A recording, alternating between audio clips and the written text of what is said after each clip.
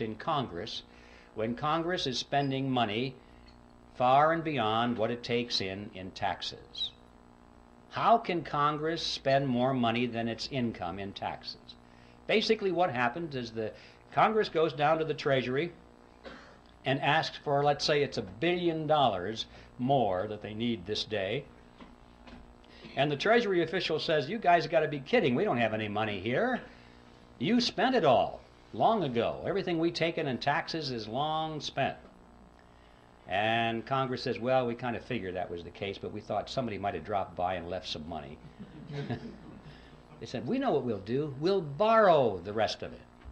So they go down the street to the printing office. Now notice they're not going to print money. They're going to print certificates. Nice, big, fancy certificates with borders on the corner and an eagle at the top and a seal at the bottom, and it'll say United States Treasury bond or note or bill, depending on the length of maturity. And it's so impressive, it almost looks like money. But if you hold it up to light, it really says I owe you. That's all they are. And so Congress takes it and it wants the public to step forward and loan them money in exchange for the IOUs. Sometimes that's called buying bonds. No, you're not buying anything. You're loaning money to the government and getting an IOU in return. And a lot of people in the private sector and institutions are anxious to loan money to the government. Why? Because they have heard that it's the best investment you can possibly make, the most secure investment, because it is backed by the full faith and credit of the United States government. And that people aren't quite sure what that means, but it sure sounds good. And so they lend the money. Well, just in case there's anyone here in doubt as to what that means, I'd like to explain it to you. The full faith and credit of the United States government means that the federal government solemnly promises to pay you back your money plus interest. If it has to take everything you've got in the form of taxes to do it, it will do it. It's a promise to tax you. And people don't think this thing through. They think, oh, it's wonderful. It's a wonderful investment, and I'm going to get some of my money back. Anyway, that's a little side issue. The government is able to borrow a tremendous amount of money and therefore spend more than it takes in taxes through this process. But never enough. They always need more than that. Not to worry, they say. They walk further down the street to the Federal Reserve Building. Now the Fed has been waiting for them. That's one of the reasons it was created. They walk in there and the Federal Reserve officer opens up his desk drawer, pulls out a big checkbook, and he writes a check to the United States Treasury for $1 billion and hands it to them. Now we need to stop and ask a question. Where did they get that money? That $1 billion, that's a lot of money. Who put the money into that account for the Federal Reserve so they could give it to Congress or to the Treasury? And the answer is, there is no money there. There's absolutely zero. There's just a checkbook. Well, if you and I were to do that, we would go to jail. But they can do it because Congress wants them to do it. This, in fact, is the payoff. This is the benefit to the government for being in the partnership. The government can go to the Federal Reserve and obtain instant amounts of any amount of money they want without having to confront the taxpayer and say, we're going to raise your taxes for this money directly.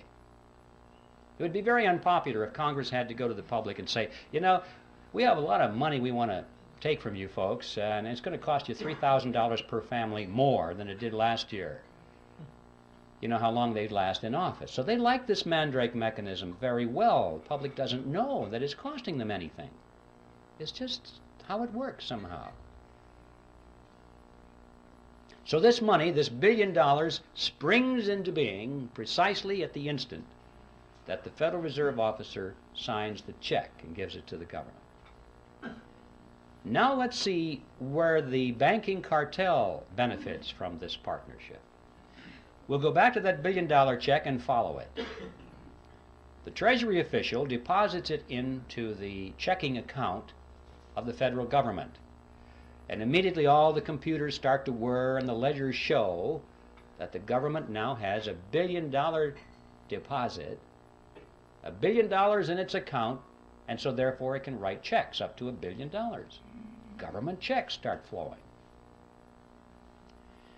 Let's just follow a $100 check. Make this real simple. To the fellow that delivers our mail. The postal worker gets a $100 check. And he looks at this and he can't imagine in his wildest dreams that just 2 days ago that money didn't exist anywhere in the universe. But it's a government check now, and it's very spendable. So he takes it and deposits it into his private checking account at the local commercial bank. Now this money is out of the Federal Reserve mechanism per se, out of the government side of the partnership, and it gets into the private banking side of the partnership. $100 has been deposited. Now the action heats up. The banker looks at that and he goes over to the loan window and he opens it up and he says, "Attention everybody, we have money to loan." And that's good news for a lot of people because that's one of the reasons we go to the bank, isn't it? To borrow money. So it's good news when there's money available. And the banker says, "We have $100 deposited, but don't worry folks, we can loan you more than that. We can loan you up to $900. Well, how? How can you loan out up to $900 when you only have $100 deposited? Well, it's not difficult if you're in the Federal Reserve System. Here's how it works. The Federal Reserve says that the member banks must keep no less than 10% of their deposits in reserve. So there's $100. They keep 10% in reserve, $10. And they can loan up to $90, right? So we loan it to you, ma'am. You borrowed $90. What do you do with it? Well, you want to spend it. So you want to write a check on it. You've deposited it into your checking account so you can write a check. In many cases, it might be put directly into your checking account. But now there's $90 deposit, in addition to the $100 that was deposited to start this chain. Now we've got the $90 that was loaned as another deposit. Well, the Federal Reserve says that you only have to keep 10%. So we keep 10% of the 90 and loan the other 90%. And the person that borrows that puts it right back into the bank as another deposit.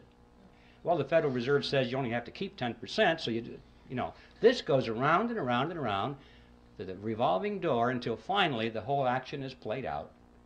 And the bottom line is when that $100 deposit comes in from the postal worker, the banks in essence can loan up to $900 because $100 is the reserve, and that's 10% of 1,000, so they can loan the balance or the difference, which is $900. Now where does that money come from? Well, same place. It springs into being precisely at the point where the loan is made. It didn't exist before, anywhere. Now notice the important thing here. The money that's created out of nothing and given to the government spends for its purposes. But the money that's created out of nothing by the banks is not spent by the banks, it's loaned by the banks to you and to me, and we pay interest on it. Not too shabby. Interest on nothing. I wish I had a magic checkbook like that, where I didn't have to have any money, just a checkbook. And I could write checks, $10,000, $20,000, $100,000 all day long and loan them to you folks, and you pay me interest on it. See? Not too shabby at all. This, in fact, is the payoff to the commercial banks in the cartel.